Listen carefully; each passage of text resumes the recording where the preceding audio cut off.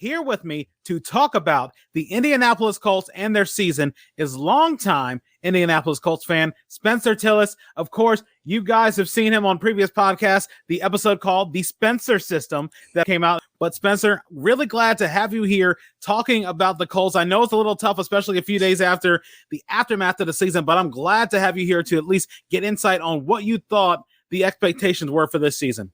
I appreciate it, Earl. I guess, the phase of recovery begins with talking our way through it. So let's just go ahead and get on the therapist's little couch right now and talk about the painful season that was, man. It really, really definitely was. They say acceptance is the final key to agree. It seems like you're already there a couple of days later.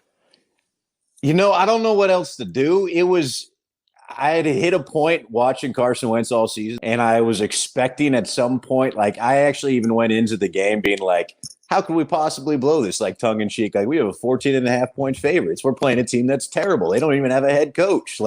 There's no way we can lose. Their own fans are calling it Clown Town and protesting the game, and that is the team that just beat the brakes off of us and into this poetic, painful run that is Carson Wentz and a guy that we're stuck at the hip with here for a couple of years now. I laugh to not cry pretty much right now watching what happened to this team.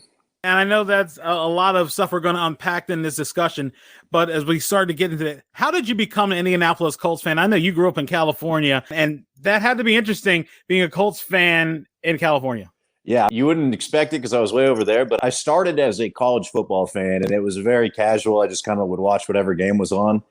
And Peyton Manning was my favorite college football player. I used to just love watching him when he was with the balls. And at a certain point, I was just like, wherever he goes, I'm going to be a fan of that team. And so then obviously he ends up in Indy, and I started watching him there and kind of just became a fan through that. And then there was a real weird turning point where my first reporting job was in Colorado, and I got there. And then 2 days later is when he actually signed with the Broncos. And I had this come to God moment of does this now make me a Broncos fan? Do I jump ship and switch things over to Bronco country? And eventually I decided that I wanted to see him do well over there, but I was going to stay the Colts. I'd rather have commitment to one squad than kind of jump around as players switch around. And especially in this era of sports where it feels like free agency is the player empowerment is more than ever, where they're jumping around all over the place. And I decided better just stick with him there, stick with my team. What is your biggest Colts moment? Is it the Super Bowl win against the Bears? Is it the selection of Andrew Luck? Is it something else that we haven't even broached on that they think is probably bigger than those at all? First of all, the losses I remember more than the wins. Losing to the Saints in the Super Bowl hurt way more than beating the Bears in the Super Bowl. I remember that way more. The Bears, I wasn't even having any kind of concern about. I never thought we were going to lose to them, honestly, going in. They were solid on defense, but what are you going to do against Peyton Manning? And they had no offense. We were ticking at that point. The one win that I think stands out above the most is when we finally beat the Patriots in the AFC Championship. And I remember the Patriots were driving, and it felt like one of those situations again where Tom Brady was just going to rip our heart out. And then we finally got an interception at about the 45, 40-yard line that iced the game. And it was euphoric. It was an unbelievable moment where it felt like finally we had slayed Goliath, and a guy that had he always had our number. I wanted to call it a rivalry, but it's not a rivalry if you don't beat him. And we never seemed to beat the Patriots, and then finally getting him in the playoffs. And then obviously the next game we got to play the Bears, but beating Tom Brady, and even though it was only AFC Championship, was so much more rewarding almost than beating the Bears in the Super Bowl. It's just the fact that we beat him in the playoffs, a guy that had destroyed our hearts so many times. That one, I think, was the best feeling win I've ever had as a fan. Going into the season, what were the expectations? I know the acquisition of Carson Wentz solidified a quarterback position that has gone through several different starters over the past few years. Phillip Rivers, Jacoby Brissett, Andrew Luck, all those guys. What were the expectations for the Colts, especially competing in the South where, you always have to look up at Tennessee?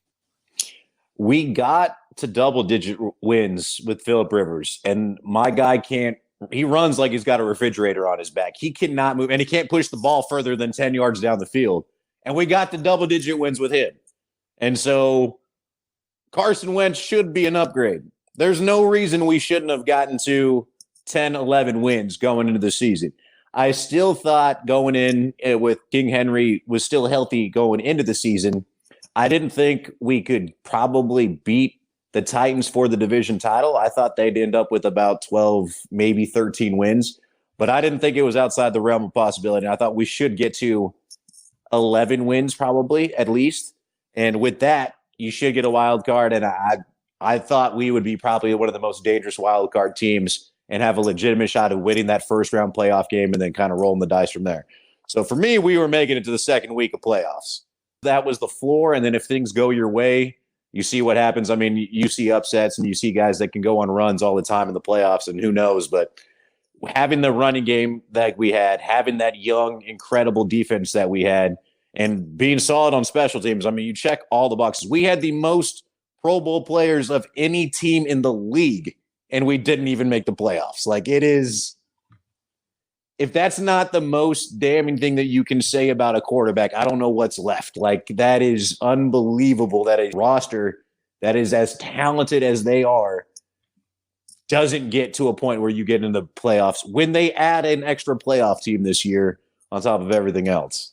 Was there a particular moment on the schedule, a particular game that made you feel like, okay, this team is primed for the playoffs? Was it the win against the Bills, the demolition of the Bills? Was it beating the Niners the way they did in grand fashion, or even beating the Patriots on December 18th? I really honestly think it was the Patriots because, like, at that point, we were honestly, even if you want to take it a step further, when we beat the Cardinals, when our roster was just dealing with COVID and we were extremely shorthanded.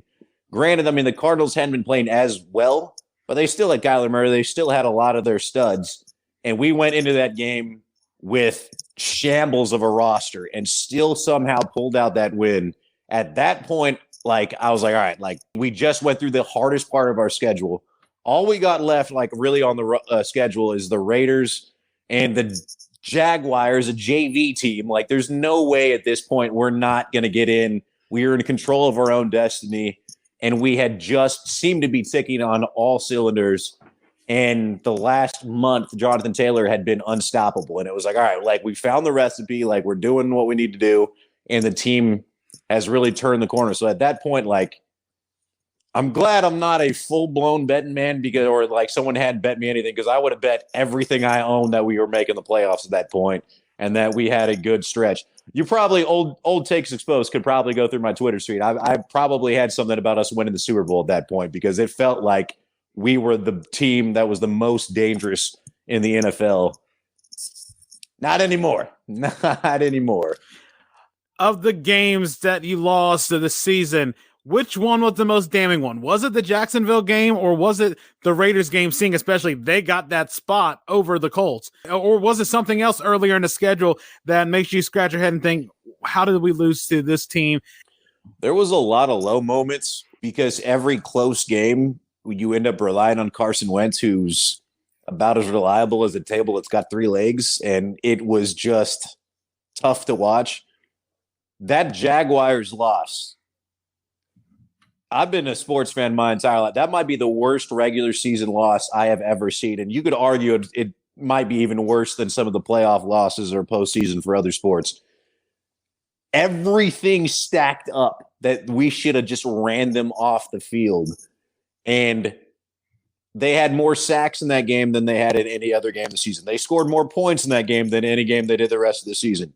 That was the biggest spread switch that they've had in any game this season. Like, there were so many things that you look at where we made them look like the Monstars, and it was like that first scrimmage against them in Space Jam where all of a sudden they were just like dunking on us at every single play, and it was a train wreck. It was an absolute train wreck from the very beginning, and you could just see it coming. They scored a touchdown on their opening drive, and it was like, oh my God, like, we're not really going to do this, right? There's no way.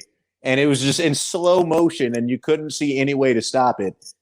And just, it was so painful. Like, it was so painful to watch. And then I have like the worst set of friends I've probably of anybody because I had to basically turn off my phone after everybody thought it'd be really funny to check in on me and see how I was doing in that moment.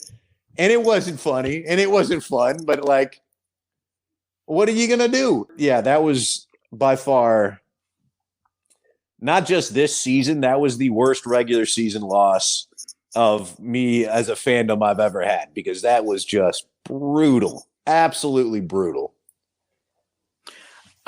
Looking at what could have been in the AFC playoff bracket, if the Colts had made the playoffs, who would you have felt would have been a favorable matchup in the AFC?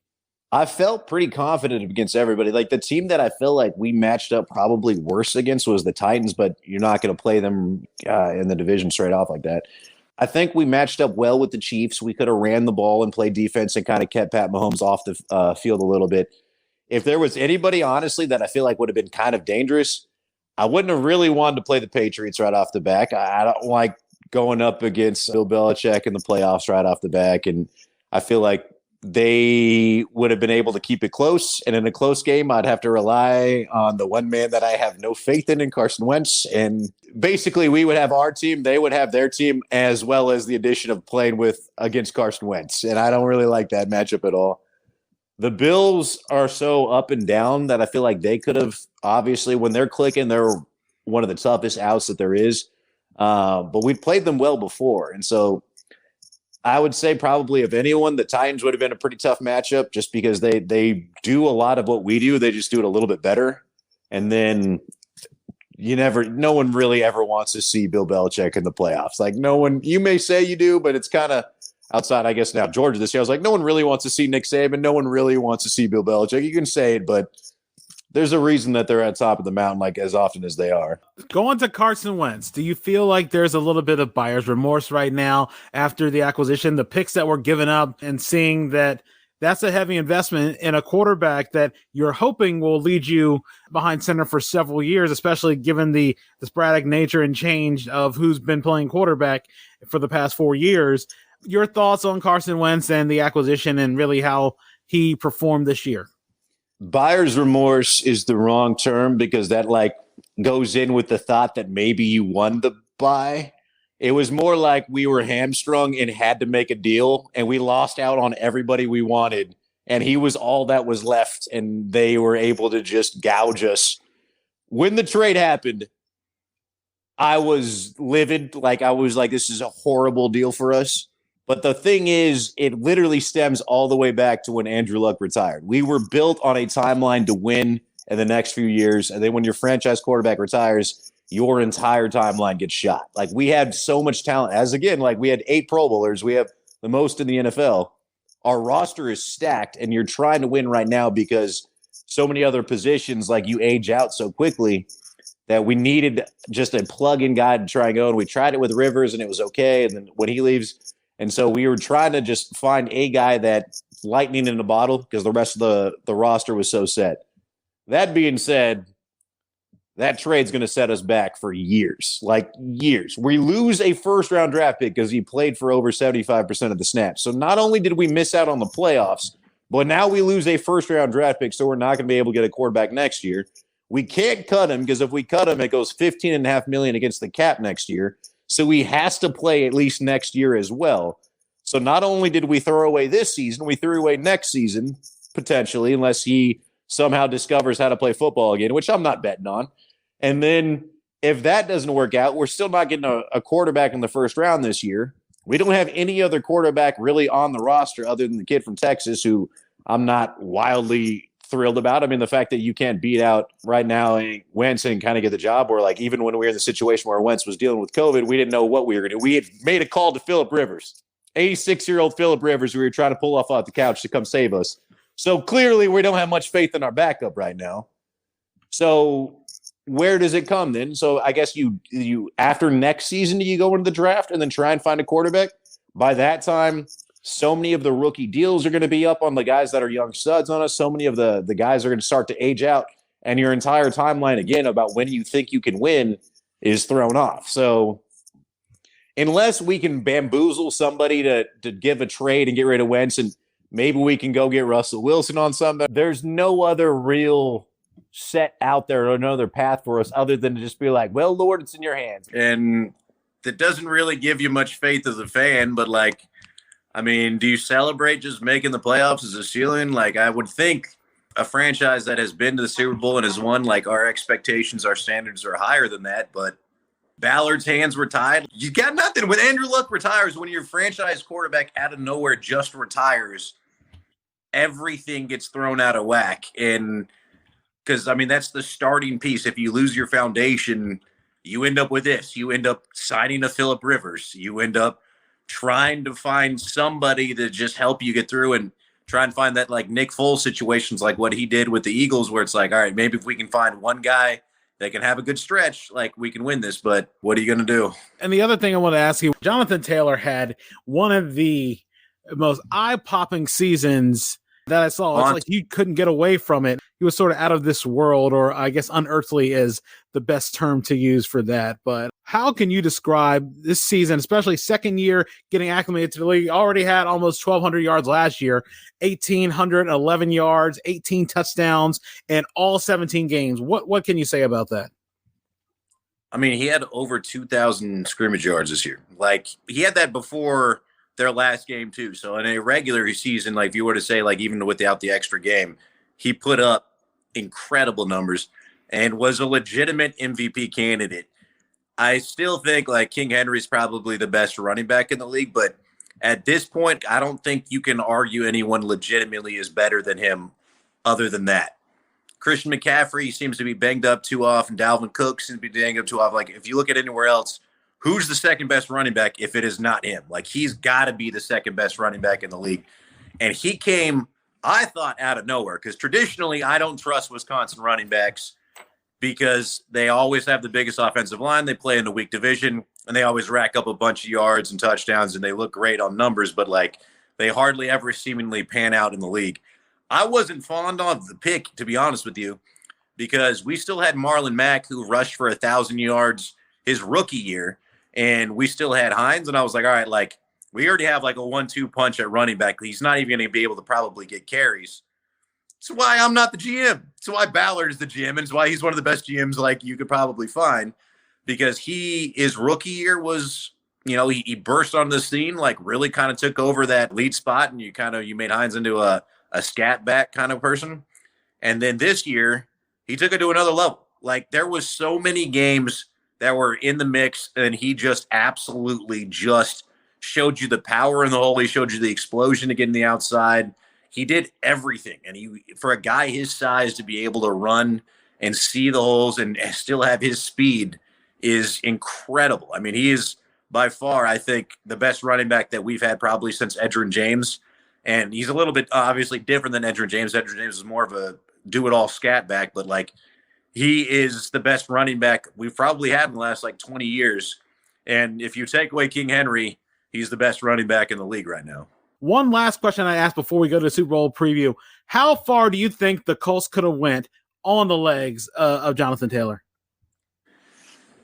All right. So you got 2 All-Pros, and you got the best offensive tackle in the entire league. You got Jonathan Taylor, and you got wideouts that kind of shifted from being down the field like it was during, like, the Peyton era to, like, more guys that can kind of, like, block and kind of do it.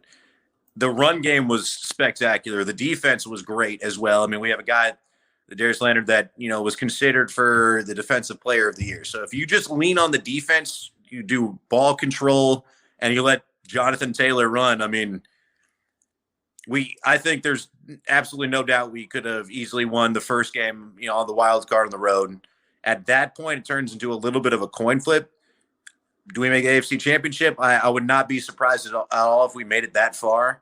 And then it turns into, what do you get out of Carson Wentz? If he can give you a little bit, I don't think it would have been outside of the realm of possibility for us to make the Super Bowl this year. Like, I really honestly think everything was there. If we just got some sort of steady play out of the quarterback, we could have made that type of run and been something really special, because he's just incredibly good that he can carry a team. Like, you just need a quarterback that doesn't make mistakes and occasionally makes some timely throws.